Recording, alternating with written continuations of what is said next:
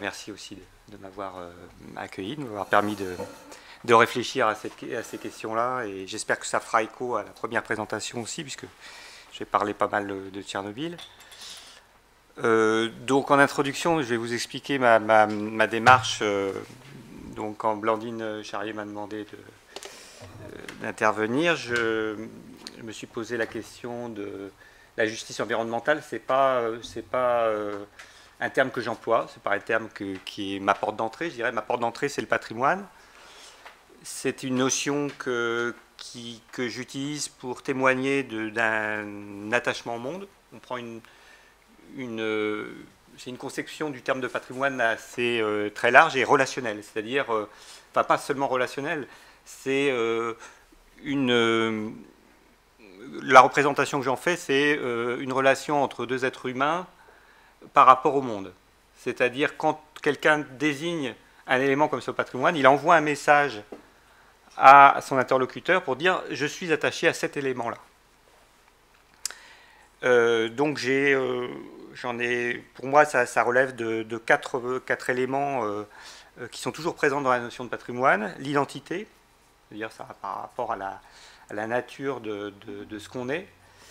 Le titulaire, c'est-à-dire il n'y a pas de patrimoine en soi, dans la plupart des conceptions du patrimoine. Donc c'est lié à un titulaire.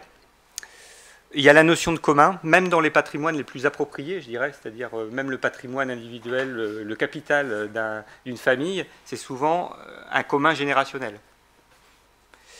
Et puis, bien sûr, la relation au temps, où le patrimoine fait un espèce de pont entre plus ou moins rêvé, fantasmé, entre le passé, le présent et le futur, avec, je dirais, la notion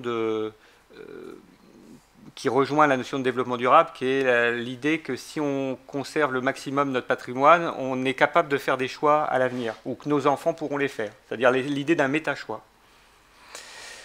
Alors j'aime bien la définition d'André Micou, qui est de dire le patrimoine, c'est redire ce qui nous relie. Donc j'utilise ce terme de patrimoine parce que j'ai été formé là-dessus avec Henri Olagnon, qui a inventé l'approche patrimoniale, une approche du vivant, sur les problèmes complexes liés au vivant. Et je vous parlerai en particulier du projet Ethos en Biélorussie sur la réhabilitation des conditions de vie suite à Tchernobyl. Donc ça, c'est un projet de recherche-action avec donc une équipe de l'AgroParisTech, Henri Olagnon et moi, et puis trois autres équipes, une équipe de spécialistes du risque Mutadis, des spécialistes de la protection radiologique, le CEPN, le Centre d'études et de protection sur le nucléaire, et puis des spécialistes de la confiance à l'UTC de Compiègne. Et puis, alors ça, le projet Ethos, moi j'y ai participé de 1995 à 2001, donc c'est déjà un peu vieux. Et je vous parlerai de quelque chose de plus récent pour mettre un peu en perspective, la mise en place d'une institution patrimoniale à Vias,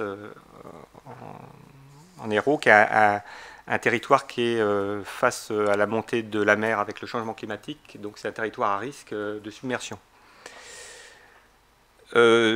Donc moi je pars de cette notion de patrimoine et du coup c'est pareil, l'environnement c'est pas forcément un terme que j'utilise classiquement, je terme plutôt de vivant ou de rapport au monde, mais à la fois l'environnement, dont j'ai beaucoup travaillé sur les questions d'eau par exemple, de pollution de l'eau ou de gestion de quantité d'eau, et donc je le vois plutôt moi comme des qualités émergentes d'un territoire, c'est-à-dire est-ce que si l'environnement est bon et mauvais, en fait, c'est la résultante d'un phénomène naturel et d'actions humaines qui font que l'eau est de bonne qualité ou de mauvaise qualité, par exemple.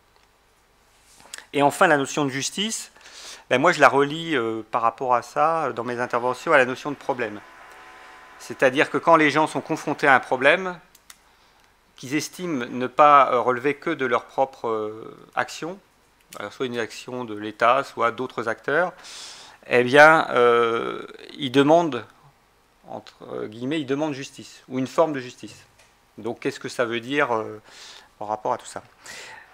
Donc, mon point de départ, c'est que je constate qu'il y a des gens, quand j'interviens, qui souffrent, qui ont une souffrance patrimoniale, c'est-à-dire que leur relation à des éléments jugés comme patrimoniaux est atteinte.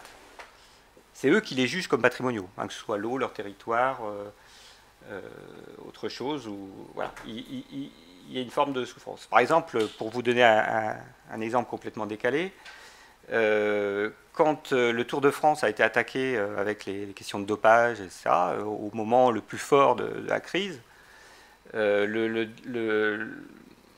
directeur du Tour de France a dit « mais enfin, le Tour de France, c'est le patrimoine des Français ». Donc c'était sa façon de dire « mais vous ne pouvez pas attaquer mon patrimoine ». Qui est en plus notre patrimoine. Voilà. Alors cette souffrance patrimoniale est souvent indissociable d'autres souffrances. Et c'est difficile de les distinguer, hein, la santé, les conditions économiques, les relations sociales. La souffrance patrimoniale, je l'ai vue dans les territoires contaminés par la radioactivité artificielle. Donc je vais vous parler d'Olmani en Biélorussie, qui est un village en Biélorussie. Et puis aussi, j'ai pu assister à des travaux en Norvège. Vous avez vu sur la carte tout à l'heure que la Norvège a été particulièrement affectée, le nord de la Norvège, le centre et le nord de la Norvège ont été particulièrement affectés, et puis bien sûr au Japon avec Fukushima.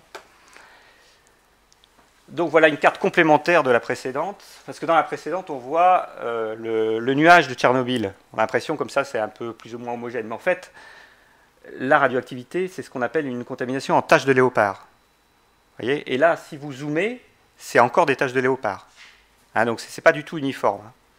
Et donc Olmani, c'est un village qui est à peu près... Alors Tchernobyl est ici, hein, parce qu'on construisait les centrales soviétiques alors elle est en Ukraine, mais souvent à l'intersection des différentes républiques pour les souder de force.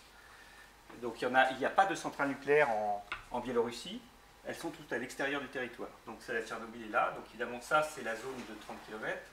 Donc évidemment les zones rouges sont les plus contaminées et les zones jaunes les moins contaminées. Donc Olmani c'est dans les marais, ici c'est le Pripyat, donc les marais du Pripyat qui s'étendent jusque-là, et donc Olmani est quelque part par là, le district de Stolin, et l'oblast de Brest.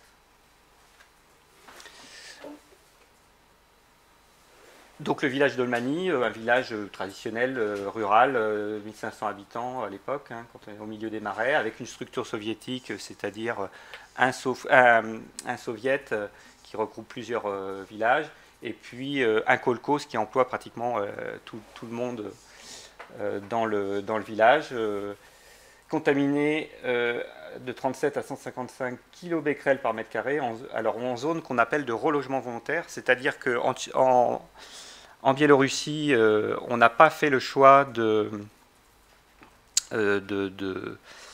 déplacer les gens, ou très peu, sauf dans la zone de 30 km et puis certaines zones vraiment très contaminées comme Gomel en partie, contrairement à ce qu'a fait le Japon, qui a évacué tout le monde. Donc au début il y avait une zone de relogement volontaire qui était assez étroite et finalement elle a été étendue pratiquement à toute la zone contaminée, où il y a 1 million de personnes qui vivent dans des territoires donc, qui sont plus ou moins contaminés.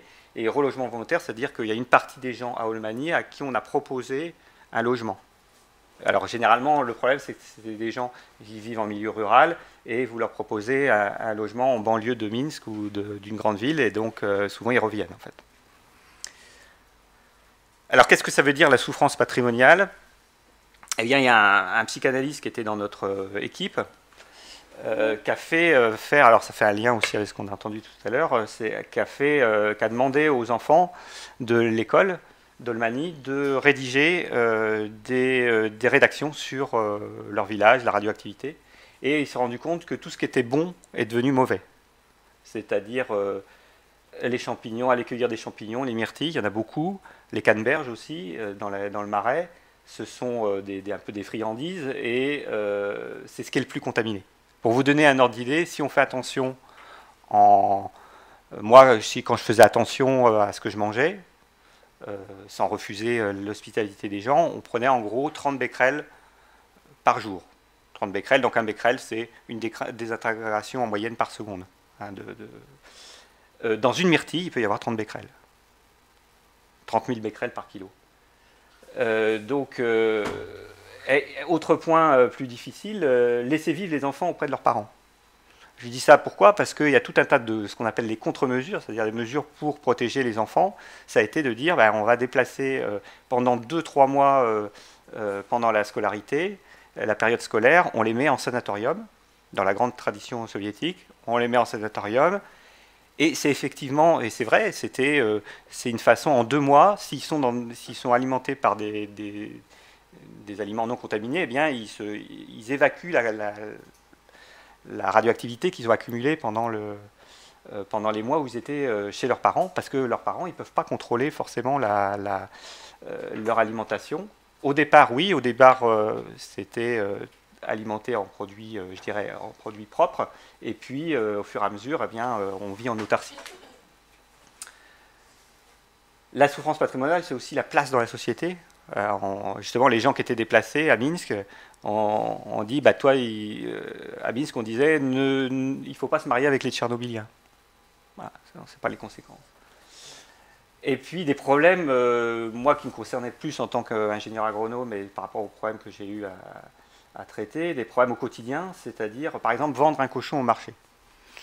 Alors, vous avez à Olmani, les gens donc vivent un peu en autarcie, ils ont une ou deux vaches, et puis ils élèvent un cochon en général, et quand ils arrivent à en élever un supplémentaire pour faire de l'argent, ils prennent leur cochon, ils vont à 30 km de là, à Stoline, où il y a un marché, donc il faut déjà payer le transport, ils y vont, et il y a des problèmes très, très concrets, c'est-à-dire que cette bête, pour la vendre, il faut la contrôler. Donc il y a l'abattoir qui fait un contrôle radiologique.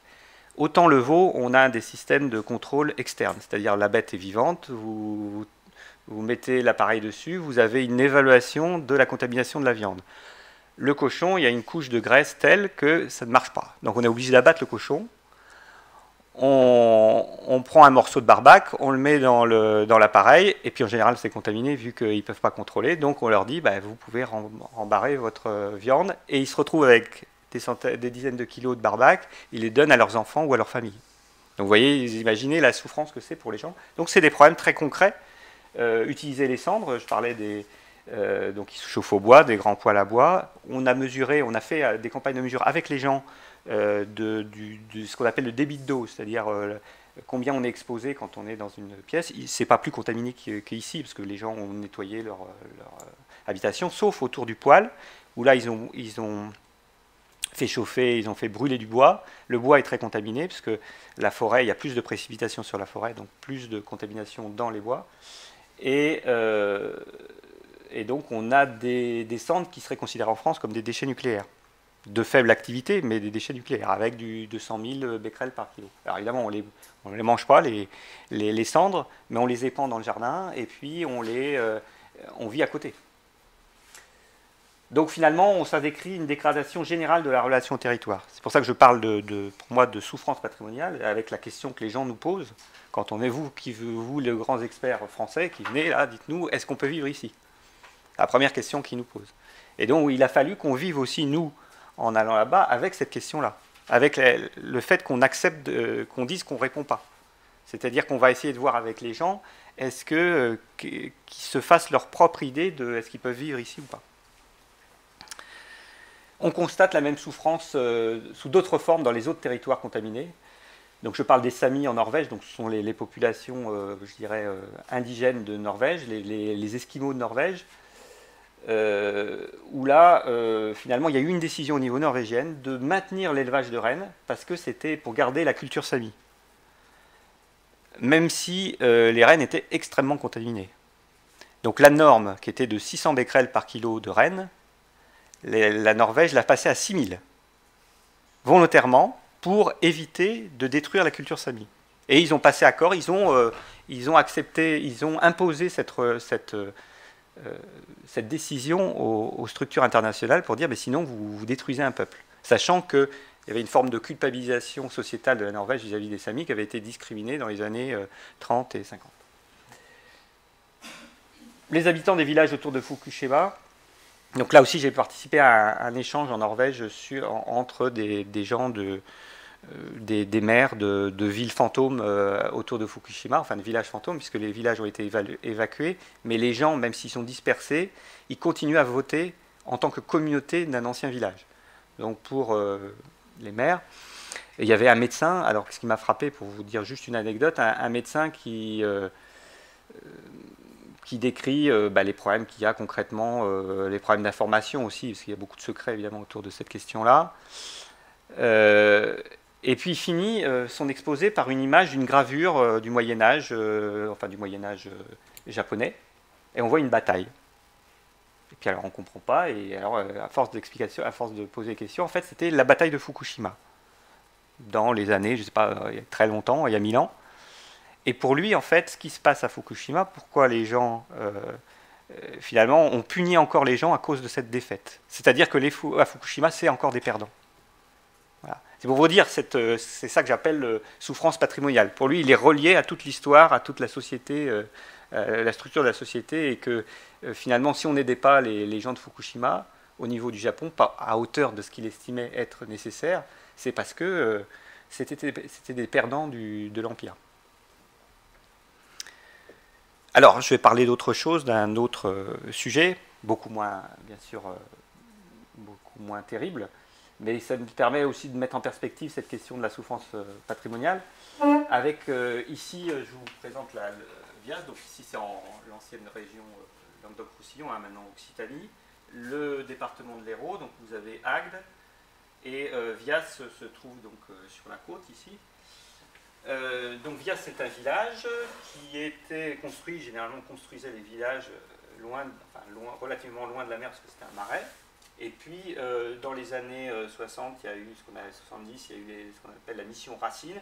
On a fait le Cap d'Agde, on a fait un certain nombre de grandes structures touristiques.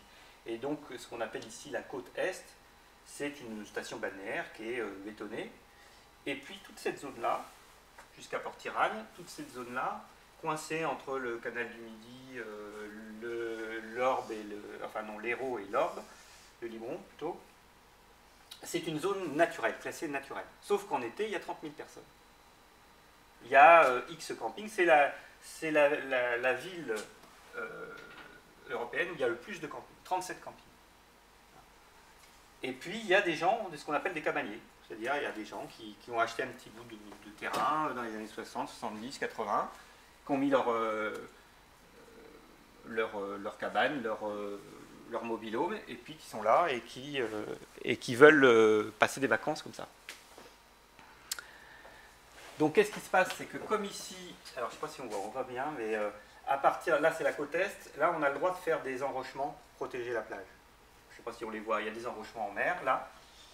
Et ici, on n'a pas le droit. Alors qu'est-ce qui se passe? Ça creuse. Vous voyez, ça creuse là, ça creuse, ça creuse. Ici, ça creusait aussi, mais ils ont refait un cordon dunaire. Et puis, vous avez des gens qui se battent contre la mer. Ils ont entouré leur maison d'enrochement, mais à leurs frais.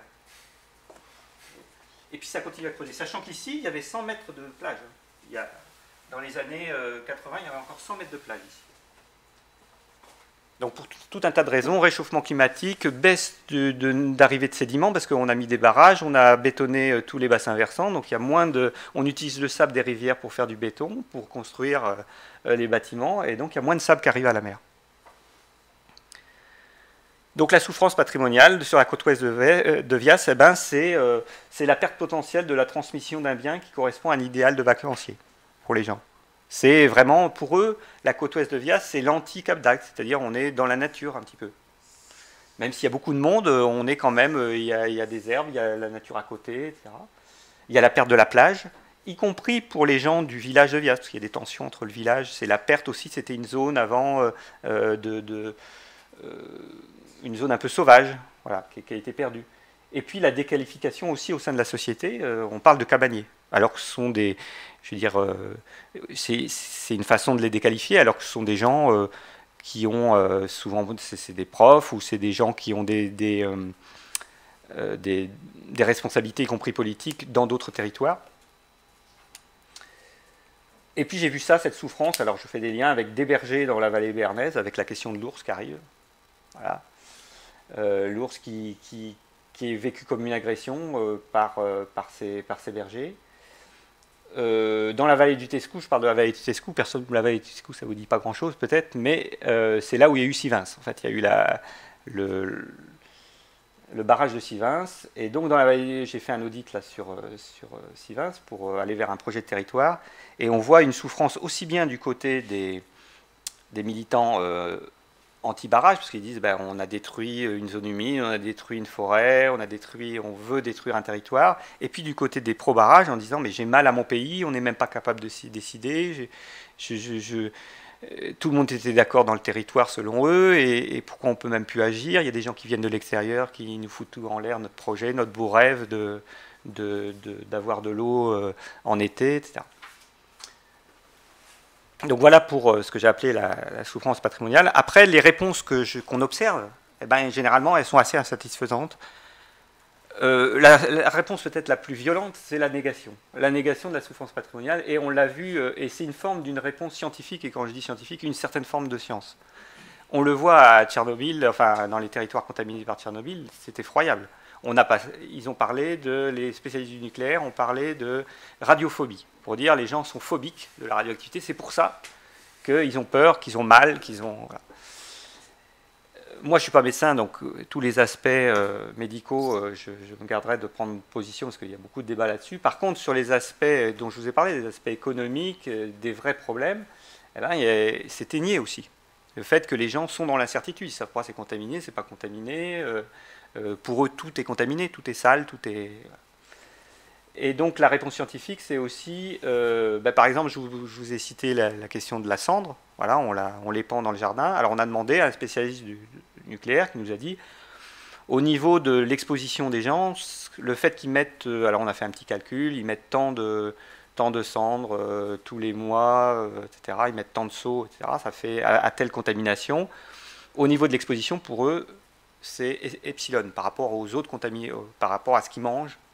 Voilà. C'est-à-dire, c'est que dalle le fait de remettre de la cendre dans le jardin. Puis après, nous, on avait fait des groupes de travail, on avait fait un groupe sur la cendre, avec les villageois, une partie des villageois qui nous disent oui, mais ça, on entend, mais nous, on ne veut pas participer à la remise en circulation de la radioactivité. Donc, est-ce qu'on ne peut pas faire autrement? Est-ce qu'on ne peut pas aller essayer de stocker ça comme des déchets nucléaires, etc. Donc, voilà, la réponse scientifique, en tout cas, elle n'est pas d'une certaine forme de science, hein, bien sûr, hein, elle n'est pas forcément adaptée. La compensation environnementale, c'est une forme de réponse administrative. Ça, on la voit par exemple sur Sivin, justement. On va dire, on détruit une zone humide et on va la compenser à côté. Et on voit que vous ne compensez pas une relation comme ça, en créant quelque chose à côté. Ça peut être un élément du projet, mais ça ne suffit pas. La violence, c'est une forme de réponse instinctive, c'est celle d'une partie des gens. Malheureusement, ça s'est vu à Sivin, ça s'est vu à Vias, avec des gens qui sont assez violents, au moins verbalement. Sur l'ours, il y a eu des menaces de mort. Hein, des gens. Donc, cette réponse-là, elle correspond aussi à une forme d'agression que les gens, en particulier, moi je travaille souvent pour l'administration ou les collectivités, et les fonctionnaires ne le comprennent pas forcément. Eux, ils sont là, ils viennent pour un temps donné, et ils n'ont pas la relation au territoire qu'ont les gens, pas toujours. Dernière réponse, c'est la judiciarisation.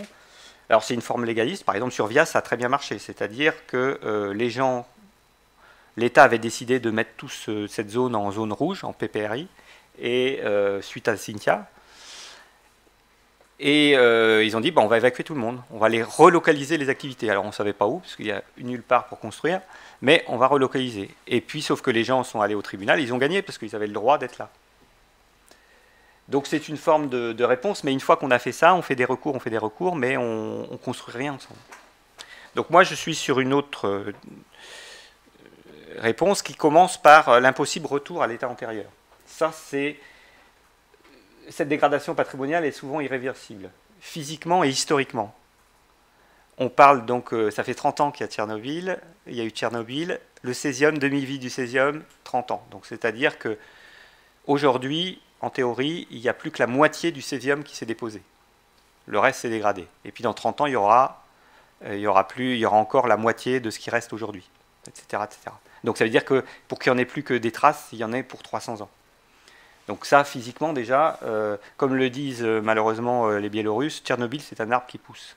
C'est-à-dire, on ne connaît pas les conséquences en termes et on ne les distingue même pas forcément. Et je prendrai aussi j'avais lu un bouquin qui s'appelait de Dany Laferrière, Tout bouge autour de moi. C'est un Haïtien. après le tremblement de terre, il dit exactement la même chose. Il dit les Américains arrivent, ils vont tout nous reconstruire, ça sera mieux qu'avant. Il dit mais ça fait partie de nous, cet événement. Et c'est exactement ce que disent les... Si vous traitez... il y avait quelqu'un que je connaissais, avec qui j'avais travaillé, qui avait traité, qui s'était énervé contre des Russes, il les avait traités de soviétiques. Il dit mais ça n'a aucun sens. Ça fait partie de notre identité. Comme malheureusement, Tchernobyl fait maintenant partie de leur histoire et de leur identité. C'est encore une forme de négation, si vous dites on va revenir à l'état intérieur. C'était un peu le propos des nucléaristes. Vous verrez, on va tout vous nettoyer, on va avoir des contre-mesures, vous serez comme avant. C'est pas possible.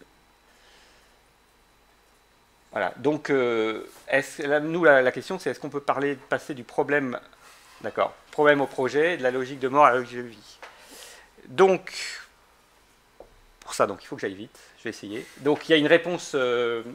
La réponse patrimoniale, c'est des concepts et des méthodes. Donc, je pourrais vous détailler, mais donc une intervention avec quelqu'un qui porte, partir des problèmes posés, et puis une écoute active des acteurs en situation, pour reconnaître la souffrance, pour être en empathie avec les gens, et les respects de l'expression de chacun.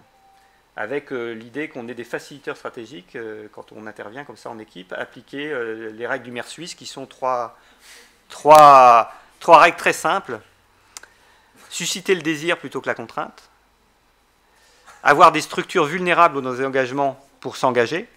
Et je pourrais vous les... C'est-à-dire, ça c'est très important. La meilleure façon de s'engager, c'est pouvoir se désengager. Et dernier point, renforcer l'identité de l'autre pour passer de bons contrats avec lui. Donc à Aulmany, on a fait des groupes de travail centrés sur les problèmes des gens. Donc je ne vous les décris pas, mais voilà, on a fait avec les jeunes mamans sur un groupe lait, un groupe viande, un groupe cendre, un groupe vidéo pour faire parler de la radioactivité, un groupe pédagogie avec les professeurs pour que les enfants se repèrent dans le territoire. Ça fait le lien avec l'idée d'avoir que ça fasse une culture radiologique pratique pour les gens qui veulent vivre sur le territoire ou qui font le choix plus ou moins contraint d'y le faire. Avec la facilitation, un lieu neutre, une rencontre en savoir scientifique et savoir pragmatique, ça c'est très important. Par exemple, nulle part dans les manuels de radioactivité, de gestion accidentelle, on parlait des saisons par exemple. Alors que les vaches à Aulmany, en été, elles sont en troupeau dans des prairies, et en hiver, elles sont en étable individuellement. Donc c'est pas du tout le même fonctionnement et pas du tout le même type de contamination. Une présence importante sur le terrain, et puis la construction de la confiance avec les habitants et les autorités. Il faut faire avec tous les gens, y compris même si on vit dans une dictature. Donc il y a eu des résultats au bout de 3 ans sur le lait. Donc là, vous voyez les troupeaux. Là, je parlais de troupeaux en été. On est passé de troupeaux. Alors ici, c'est les becquerels et ça, c'est les troupeaux. Donc on avait des troupeaux qui allaient jusqu'à 2000 becquerels. C'est le lait. Des vaches qui produisaient jusqu'à 2000 becquerels par litre. Et on essayait de les ramener en dessous de 200 becquerels par litre, sachant que la norme est à 100. Donc 200 c'est ici, on n'était pas toujours en dessous de la norme, mais déjà c'est de se dire on baisse la contamination globale. Avec les gens, avec les habitants, c'est eux qui faisaient les mesures, et puis nous on était là pour faciliter, pour essayer de trouver des solutions avec les autorités. Et puis un projet pomme de terre avec l'Institut Brissa de Minsk, d'agronomie du sol. Et puis on a fait un partenariat. Et je voulais en parler parce que par rapport au féminisme. Alors les femmes dans le village ont été certainement beaucoup plus actives que les hommes dans les groupes de travail qu'on a fait. Il y avait une radiamétrice, c'est-à-dire la dame qui faisait, ou alors des gens sur le lait, beaucoup de femmes très je dirais très actives dans ce projet. Et puis sur les pommes de terre, il y avait la radiamétrice qui a eu vraiment une importance très importante, enfin très, très grande. Et son mari, c'est prof de sport, et il prenait ombrage du fait que sa femme ait comme ça cette importance. Il se réfugie un peu dans l'alcool, malheureusement, comme beaucoup de gens quand ils ont des problèmes là-bas. Et donc, et puis, il y a eu ce projet de pommes de terre, et puis là, il a changé du tout au tout. Il a dit, il a témoigné, on a fait un séminaire à la fin. Et il a dit, voilà, alors il était fier de dire que mes pommes de terre, il était passé de temps il avait multiplié par 6 sa production, que la radioactivité n'avait pas augmenté dans ses pommes de terre, et surtout, ma femme ne vient pas dans mon champ. voyez. Donc il y avait ce côté, malheureusement ça fait partie des réalités de la situation qu'il faut intégrer dans la gestion des habitants, des gens avec qui on travaille. Avias, eh bien, on est sur une charte signée entre tous les acteurs en 2015. On a fait tout un processus et une gouvernance qu'on est en train de mettre en œuvre où la semaine prochaine, je fais un conseil de gestion patrimoniale. J'anime un conseil de gestion patrimoniale dirigé par les élus avec tous les acteurs pour essayer de suivre. Il ne s'agit pas que les gens soient tous d'accord sur tout. Il y a toujours des contestations, mais qu'on traite ces choses ensemble. Donc en conclusion, la réponse à la souffrance patrimoniale, on voit avec le projet Pommes de terre, je dirais l'illustration pour moi, c'est d'ordre systémique. C'est-à-dire qu'on ne peut pas être uniquement dans la compensation sur l'environnement. Il y a de l'économie, il y a de la relation sociale, il y a de la relation homme-femme, il y a toutes ces relations et c'est difficile de les distinguer. Puisque l'aspect patrimonial, c'est justement cet aspect relationnel et relation au monde, eh bien, il faut cheminer sur l'ensemble de ces éléments. Elle est indissociable de la liberté de l'acteur en situation. Ça, c'est difficile à entendre peut-être parfois dans les gens sur un accident nucléaire, par exemple, mais à Fukushima, j'avais un témoignage d'une personne qui disait moi, en tant que père de famille, j'ai préféré que mes enfants restent dans le village, même s'il est contaminé, pour qu'ils restent à l'école, pour qu'ils restent dans leur territoire. C'est des choix personnels qui est difficile de... On peut prendre des grandes décisions, mais ça n'empêche qu'il y aura cette liberté d'action. On ne sépare pas l'environnement des autres dimensions de sa vie. C'est impossible. Voilà. On le voit aussi sur la gestion de l'eau.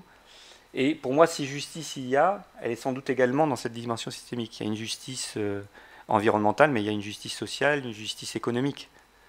Elle est particulièrement vraie dans des pays comme la Biélorussie qui sont pauvres. On ne peut pas séparer les choses pour les gens.